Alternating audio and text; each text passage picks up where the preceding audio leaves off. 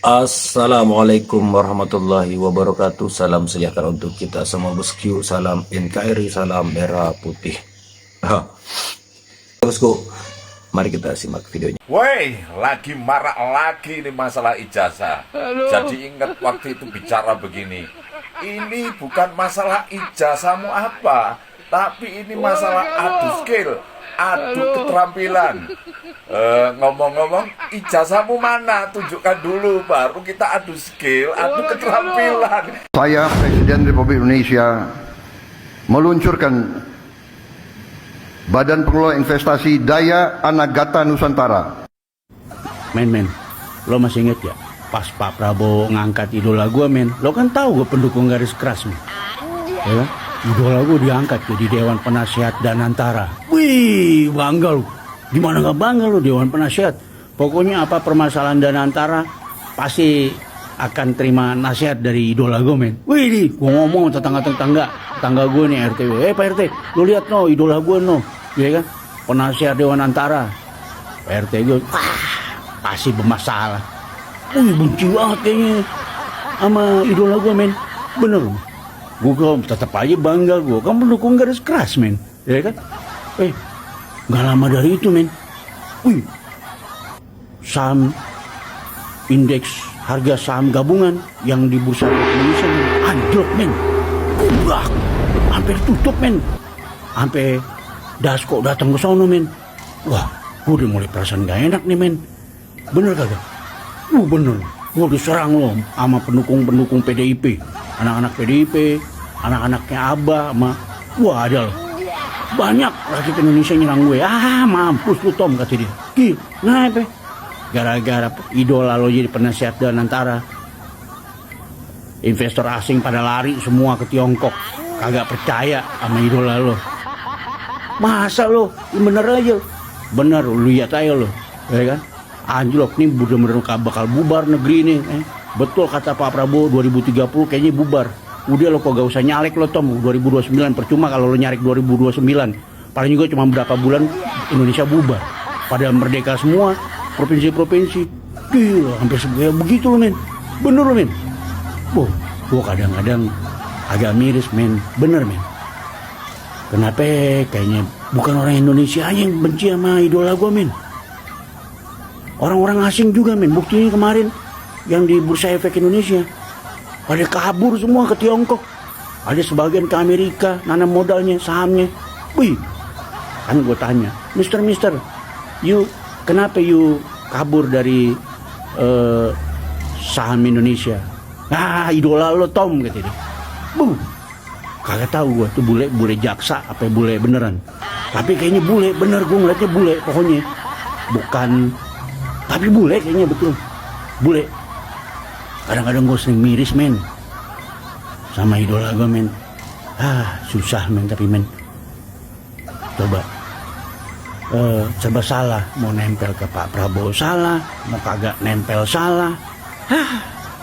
Susah, men. Udah dulu, men, yuk. Salam logika. Memang saya tidak pernah memilih beliau sekalipun. Tetapi ketika pada akhirnya beliau terpilih, mau tidak mau saya ikut mendoakan supaya beliau berubah menjadi orang yang baik. Bahkan saya sempat husnudzon, mungkin karena usianya beliau sudah tua, beliau akan bertobat dan menebus segala kesalahan dan dosa-dosanya di masa lalu dengan cara mengabdi.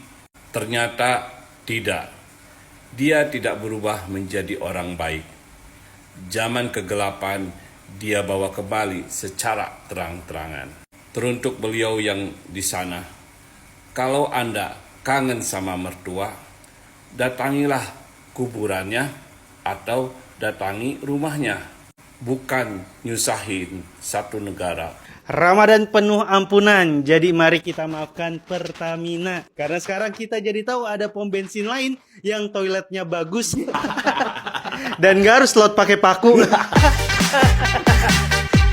Ramadan penuh ampunan, jadi mari kita maafkan Harvey Muiz. Waduh. Karena dia berkelakuan baik. Saking baiknya kemarin hujan di luar, disuruh masuk. Wartajil dia yang damain. Esteller dia nasehatin. Lagian kasihan Harvey Muiz di penjara 20 tahun nanti keluar-keluar Jakarta udah jadi laut. Uang rupiah gambarnya Jokowi. 2045 bebas. Janitas udah jadi presiden. Mana ternyata 271 triliun itu potensi kerusakan lingkungan, bukan uang yang masuk di kantong. Terlalu berani, bro. Apa jangan-jangan sebenarnya ini kasus oplosan? Waduh, makin berani. Begitu emang kalau orang udah kena framing media mah. Udah tahu netizen kita tuh banyak yang nggak pinter. Kalau menghujat tuh cari tahu dulu fakta sebenarnya. Ngaritin gue banget. Semua nyakitin semuanya. Udah bang. Nyakitin semuanya. Ya ini terlalu personal kayaknya bang. Jadi mari kita jadikan Harvey Muiz sebagai duta anti korupsi. Guys, gua keluar dari band ini, guys. Gua keluar, guys. Apa yang telah Anda lakukan untuk negara? 1. Merampok sumber daya alam Indonesia dengan atas nama hilirisasi. 2. Malingin duit negara. 3. Membohongi rakyat dengan cara mengoplos BBM. 4. Membodohi rakyat dengan cara memberi bansos agar menjadi manusia setengah dewa yang dipuja-puja. 5. KKN korupsi nepotisme, membantu keluarga-keluarga menjadi pejabat-pejabat. 6. Membantu para pejabat agar aman ketika dia melakukan korupsi. Paham sampai sini? Hah? Paham? Pak, karena gagasan makan bergizi, harga saham indeks turun. Saya jawab ke mereka itu, saya kasih tahu ya, biar saya nggak punya saham, saya bilang. Dan rakyat di desa-desa tidak punya saham. Gini ya Pak Prabowo yang terhormat, kata Pak Hashim, Bapak bersaudara itu kan lebih mengerti dari ekonomis ya, soalnya anaknya Pak Sumitro. Tapi kok bisa-bisanya nggak mengerti prinsip dasar pentingnya pasar modal bagi perekonomian suatu negara. Orang desa memang nggak punya saham Pak, tapi kalau pasar modal kita flourish atau prosper, itu kan bakal menciptakan banyak sekali lapangan pekerjaan. Kalau nggak ada investor, ya nggak bakal ada lapangan-lapangan pekerjaan gitu loh. Jadi kalau pasar investasi di negeri kita ini flourish atau prosper, lapangan pekerjaan semakin banyak, gaji pun semakin naik, semakin banyak orang kerja, dan disposable income mereka itu lebih gede. Dan akhirnya orang-orang desa, rakyat-rakyat kecil ini itu juga bisa invest lagi ke pasar saham. Dan kalau kondisinya kayak gini, itu kita bakal udah menunjukkan negara maju gitu kan. Dan kalau teman-teman bandingin juga, indeks negara yang maju itu rata-rata naik ya, dan naiknya itu konsisten. Seperti US, Denmark, Belanda itu bagus banget naiknya. Kalau indeks-indeks negara seperti Pakistan atau Nigeria itu memang nggak stabil ya. Tapi apakah mau Indonesia dikategorikan ke negara-negara miskin seperti itu tadi? Enggak kan? Gue juga kemarin udah buat video YouTube, jadi gue saranin 3 hal yang harus dilakukan pemerintah.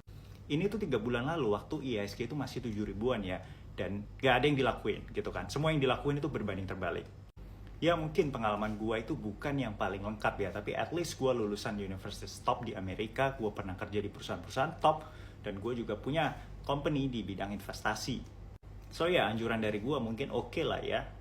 Tapi ya semua yang dilakukan pemerintah itu berbanding terbalik gitu ya. Teman-teman bisa cek videonya di YouTube, klik aja link di bio. Kok lebih lucu lagi gitu? Ya mungkin orang-orang awalnya nggak ngelihat kelucuannya, tapi coba kalian perhatikan lagi deh pernyataan Deddy Corbuzier yang ini. Dan bagi kami, gangguan yang terjadi sudah mengarah pada sebuah tindak kekerasan anarkis, ilegal dan melanggar hukum yang mengancam sebuah proses demokrasi.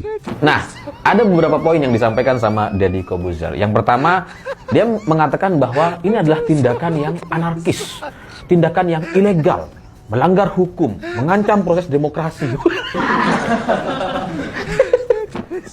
Kocak ini gitu ya. Kok bisa gitu? Dia memberikan pembelaan-pembelaan yang selucu ini gitu. Karena anarkis itu biasanya kan tindakan-tindakan yang membahayakan. yang membahayakan orang lain, ya membahayakan nyawa orang lain, keselamatan orang. Biasanya ya seperti itu. Itulah yang dinamakan tindakan anarkis gitu. Lah, rakyat ini, aktivis kontras 2 orang tadi yang cuma bawa poster kecil segini, itu kalau kemudian disebut sebagai anarkis, kocak.